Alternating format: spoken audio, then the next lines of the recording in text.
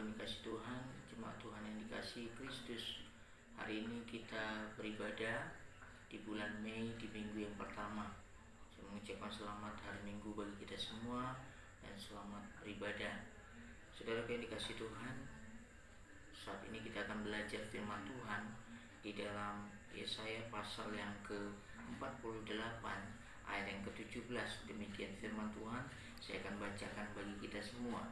Beginilah firman Tuhan penebusmu yang Maha Kudus, Allah Israel. Akulah Tuhan Allahmu yang mengajar engkau tentang apa yang memberi faedah, yang menuntun engkau di jalan yang harus kau tempuh. Bapak Ibu Saudara yang dikasih Tuhan, dalam menjalani hidup ini kita sangat membutuhkan tuntunan dan petunjuk dari Tuhan. Pemazmur berkata di dalam Mazmur pasal 1 ayat 1 sampai 2, dikatakan berbahagialah orang yang tidak berjalan menurut nasihat orang fasik, yang tidak berdiri di jalan orang berdosa, dan tidak duduk dalam kumpulan pencemooh, tetapi yang kesukaannya ialah Taurat Tuhan, dan yang merenungkan Taurat itu siang dan malam. Bapak Ibu Saudara yang dikasih Tuhan, Alkitab di sini berisi tuntunan dan petunjuk dari Tuhan.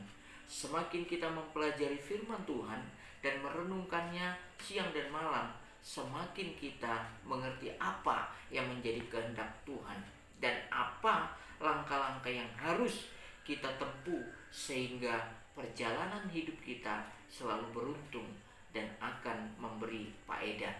Bapak Ibu Saudara yang dikasih Tuhan, Tuhan di sini memberikan contoh kehidupan. Alkitab memberikan contoh kepada kita. Ada 4 binatang kecil, saudara. Dikatakan di sana ada 4 binatang yang terkecil di bumi, tetapi yang sangat cekatan. Semut, bangsa yang tidak kuat, tetapi yang menyediakan makanan yang di musim panas.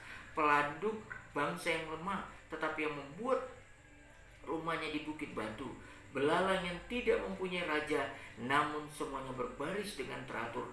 Cicak yang dapat kau tangkap dengan tangan, tetapi yang juga ada di istana raja. Saudaraku, Alkitab di sini mengajarkan kita bahwasanya ada 4 binatang kecil, binatang yang dianggap manusia dan tidak dipandang oleh manusia. Yang pertama dikatakan semut. Dikatakan semut, saudara, meskipun tergolong binatang terkecil dan lemah, ia rajin, ulet, dan cekatan. Oleh sebab itu, selain itu, semut juga memiliki rasa empati yang tinggi terhadap sesamanya. Mereka menopang satu sama lain dan bergotong royong. Di sini Tuhan mengendaki hal yang demikian. Dalam Galatia pasal 6 ayat 2 dikatakan, bertolong-tolonglah menanggung bebanmu, demikianlah kamu memenuhi hukum Kristus. Di sini kita mau, saudaraku, sebagai anak-anak Tuhan, kita bersikap tolong menolong. Ketika melihat saudara kita kesusahan, kita harus tolong mereka. Ketika kita melihat saudara kita lemah, kita harus bangkitkan dia, motivasi dia untuk boleh bangkit menjadi anak-anak Tuhan yang kuat dan gagah perkasa. Dan saudara, yang kedua, belalang dalam waktu singkat sanggup menghabisi hasil ladang berkat kerjasama dan ketekunannya. Di sini kita belajar, saudara, dari belalang. Masih ada orang Kristen yang bukannya saling menopang dan bergotong royong satu sama lain, malah mereka saling sikut menyikut, saling menyakiti, saling hantam menghantam, dan saling mendiskreditkan. Itu sebabnya mari kita belajar. Belalang itu memiliki ketekunan dan kerjasama yang luar biasa tanpa adanya pemimpin, saudara.